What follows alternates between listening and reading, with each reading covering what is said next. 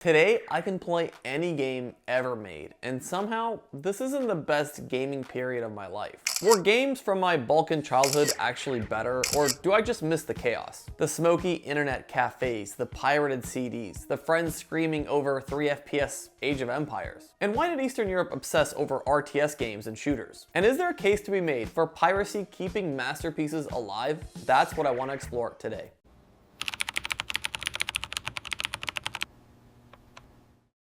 I'm 7 years old in a small town in Serbia. My dad is a computer programmer by trade. We are fortunate enough to get a PC. We're not rich by any means, but due to my dad's career, we need to buy a computer for his work. It was a Pentium 4, if I remember correctly. I instantly fall in love with this thing. I'm playing Mortal Kombat on a daily basis. So much so that my dad tells me we need to cut you off from this game. There's just too much blood on the screen and we're tired of cleaning it every single night. This made a lot of sense to my 7-year-old brain, so I accepted it. But wait, why the hell did my parents let me play Mortal Kombat in the first place? I don't know, Serbia in the mid to late 90s was going through a lot. Ongoing battles with its neighbors, economic instability, a non-optimistic future, and of course, NATO bombings at the end of the decade. Maybe they thought the bloody reality of Mortal Kombat was still better than the real reality outside. These moments of escapism were still better than other things I could be involved in, like hooliganism or criminality. A path that I did see some others fall into, unfortunately. I think many of us play games to escape, but this was really a time where escape felt much more important.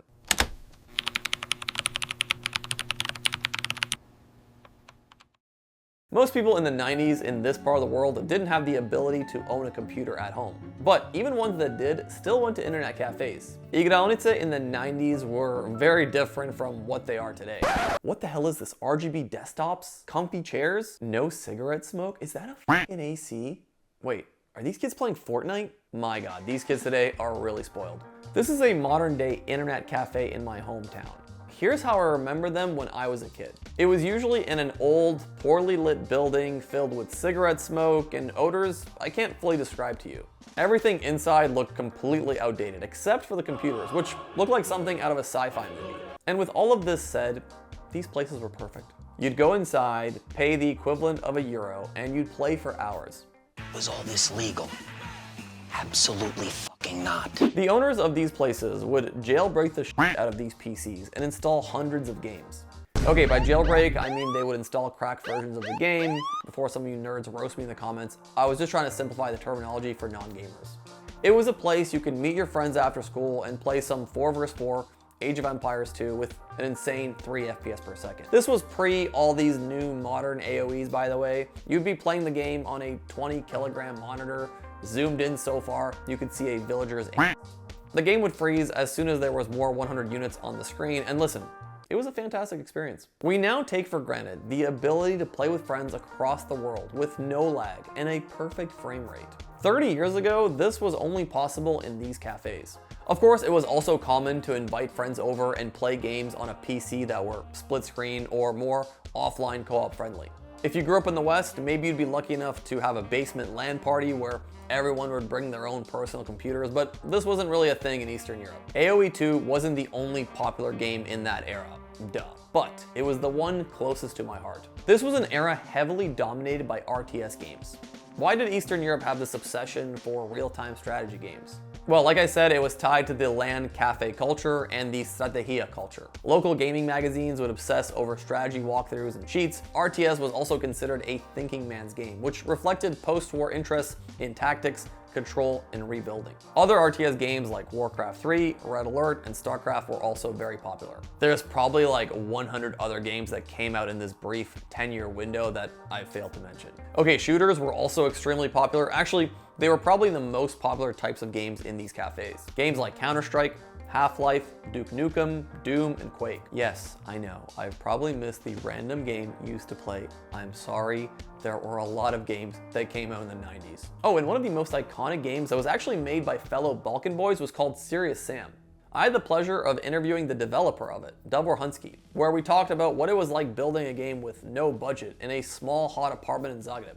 If you're interested in that, I'll leave that video in the top right corner and the description. Okay, so I had a PC, yes, but I still went to these places for the social experience. Setting up an online game in this era was close to impossible. But going to one of these places and paying €1 for arguably the greatest gaming experience known to man was just insane. Okay, maybe you can compare this to a 4-player N64 Mario Party game, but still think this is better. These cafes, of course, didn't have Nintendo games because the Nintendo piracy scene was never really a thing, at least that I'm aware of.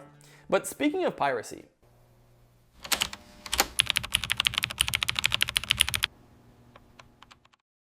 okay, listen, I understand piracy fundamentally is not a good thing, but it's been getting quite muddy as of late. With companies selling digital copies of games, closing down servers/services, and basically taking away your ability to fully own the thing you bought, well, that's where piracy might have a case. But piracy today and back then are two very different things. Today we're focusing on piracy in the 90s in Eastern Europe. Access to some games was almost impossible, and if there was access, it was unaffordable by 99% of the population.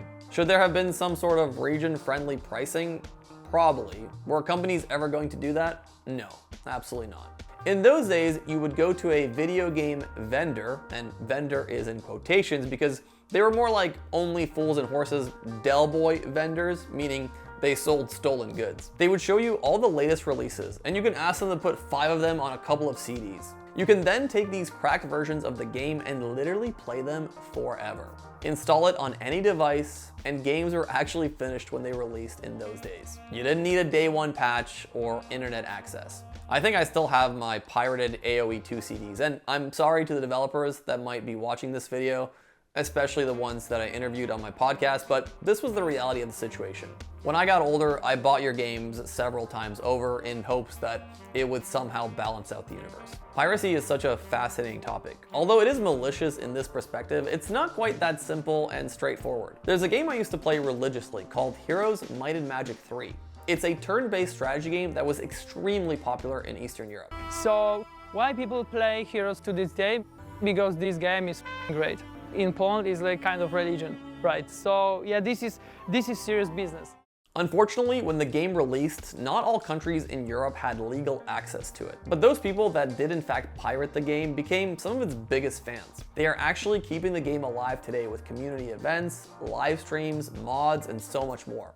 Modding is basically like taking the original game and adding things to it or changing things, like fixing maybe balancing issues or introducing all new factions, creatures. They are even inviting developers to speak at their events. If I'm not mistaken, there are still Polish Heroes Might and Magic YouTube channels that get thousands of viewers for live streams, which is remarkable for a game that's over 25 years old at this point. And this isn't a fast twitch, high octane, high action game. This is a turn-based strategy game that usually lasts hours. Name some other turn-based strategy games that are even remotely popular, and don't you dare say chess, okay? That is not what we're talking about today. Seeing how Heroes has become almost part of the culture in so many parts of the world, it kind of creates a feeling of legacy.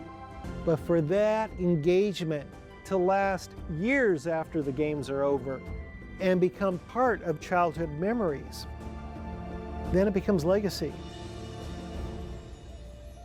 What a full circle of life moment. How incredible is it that these developers that worked 60 hours a week for years to be welcomed as heroes, pardon the pun, in these random cities they probably didn't even know existed when they made these games. David's knowledge should be shared, and it's beautiful to see communities blossom around the game he made so long ago. I don't have much internet clout, but I have a little bit, and for me personally, no matter how many interesting celebrities or athletes I talk to, these video game developers from the 90s are my rock stars. Usually they have no egos, and they're excited to talk about their games and freely share their knowledge. Shout out to all the developers that didn't just mold my childhood, but millions of childhoods in Eastern Europe. The studio that made Heroes Might and Magic went bankrupt in 2003, but fans patched it, translated it, expanded the universe, and had they not, the game would be dead today. An outcome where no one wins. In most cases, piracy in poor regions acted as preservation, not exploitation. Eastern European players weren't stealing profits that didn't exist. They weren't going to buy the games anyways. They were broke. They were just keeping the scene alive.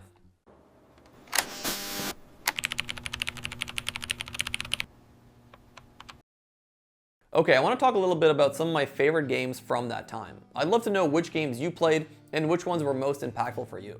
I'm sorry if I miss games, there's like 1,000 games from this 10-year period, and if I talked about every game, this would be a 10-hour video. Fighting games. I briefly talked about Mortal Kombat, but this wasn't even my favorite fighting game from that time. It was a little game called Tekken. It was only available on PS1, and I only knew one friend that owned a PS1 at the time, so I would always try to invite myself over to his place to play.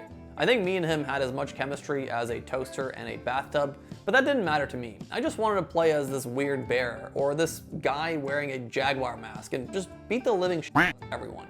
The absurdity of Tekken's story and characters combined with refined mechanics made this a staple in its time. The series is still live 4 decades later. Real-time strategy games. Okay, this part could easily be its own video, so I'll try my best to sum it up. AoE 2 was the most perfect RTS ever built. Letting you control a medieval army and play with friends made this, in my opinion, the most replayable game ever made. It was simple to pick up, but difficult to master, which is a staple of most classics. Okay, Red Alert 2 was not nearly as refined as AoE 2. Its mechanics were not as sharp, and balancing didn't really exist. Exploiting the game was far easier than AoE 2, and users had to eventually implement their own rules to avoid the games just turning into a race for super weapons or a tank steamroll in the mid-game. But what Red Alert 2 had was Tanya, the love of my life. For my 7-year-old brain, this was an overload. In an era where porn is accessible for younger and younger generations, Tanya was the closest thing to porn I had for another 5-10 years. Okay, but seriously, that wasn't the only reason I liked Red Alert 2. I mean, it has a special place in my heart for its insane campaigns with some of the best cutscenes in any game for its time. I mean, Tesla coils, time travel, Einstein, nukes. This game was a nerd's wet dream. Warcraft 3 was the first game to start introducing heroes as a core gameplay feature, I think, I could be wrong, something that my little brain just couldn't understand. I played mostly RTS games where each unit mattered, and then Warcraft comes along and says, you know what, there's one unit that will matter in the late game, the rest is just things for the meat grinder. This would eventually lead to League of Legends and Dota, and basically create an entirely new genre of gaming, but it never appealed to me as much as some of my friends. Shooters. The OG Counter-Strike was one of the most popular, if not the most popular game in internet cafes. Easy to pick up, difficult to master. Sound familiar? It was the first super addictive multiplayer game in my opinion.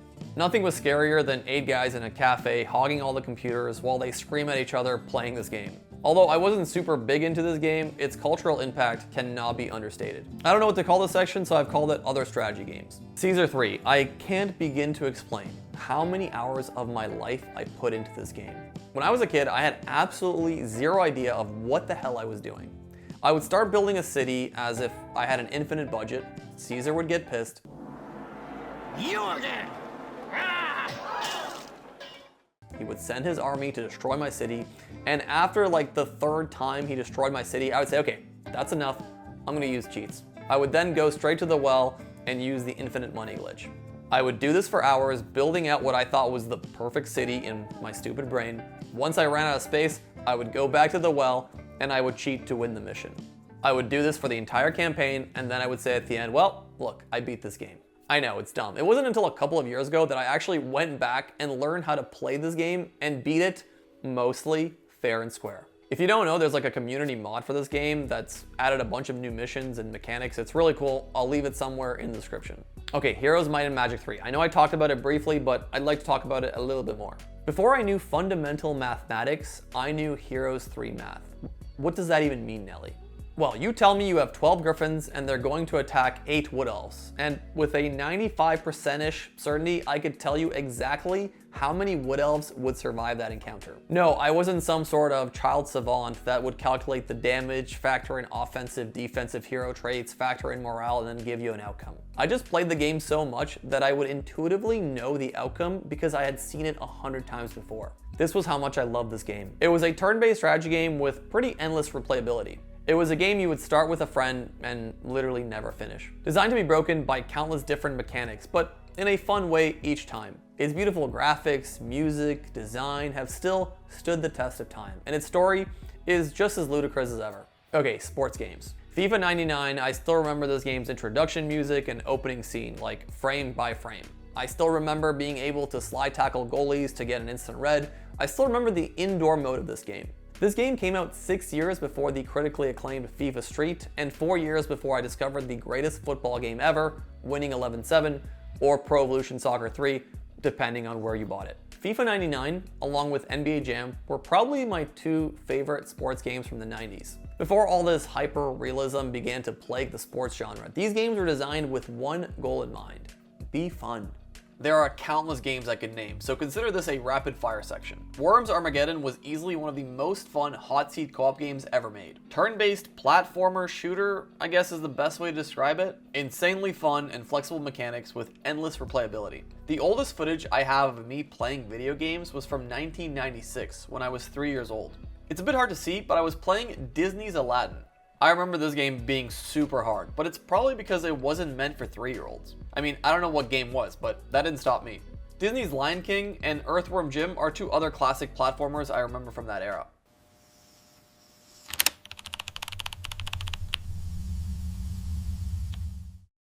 Thank you, Rick. The search is on for some national chess champions.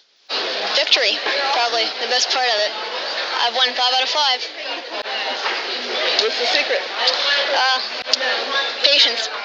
I moved to Canada in the early 2000s, but my Balkan gaming experience didn't die. When we moved to Canada, we didn't have much money because we're basically starting from zero all over again. Living in my cousin's basement, I became addicted to games like StarCraft, and specifically modded games inside the SC universe. I would play this game for hours, and at one point I actually became the top 2,000 players in North America for StarCraft 2. I'm not sure if I should be proud of that or concerned. Each summer, I would go back to Serbia and load up on pirated games to enjoy. Eventually, I was able to afford games or make friends with people that had games. I played a lot of Winning 11-7 on PlayStation 2, and I've even made a video about just how impactful that game was for me. There were a few other standout games that I played, but nothing will really top that golden era of gaming. As time progressed, internet cafes became less and less popular as more people got access to computers and fast internet connections. In some ways, this made us more connected, as you could play with people around the world. But it also made us more disconnected, as these once cherished video game cafes faded. Piracy did not die, but it became accessible that anyone could do it from the comfort of their own homes. Piracy now is an even more complex topic, as the greed of the industry destroys some of your favorite IPs. Gaming is no longer a small industry, but one that's bigger than the music and movie industries combined. Games are no longer just built on developer love, but with malicious loot boxes. Games are no longer fully flushed out products, but ones that require day one internet access to be patched. So I'm actually not sure if nostalgia is the main reason why I think gaming was way better then than it is now. Sure, some things definitely got better, but there's something to be said about the beauty and simplicity of the poorer days of gaming, and specifically the poorer days of gaming in Eastern Europe. Thanks for watching. Mom.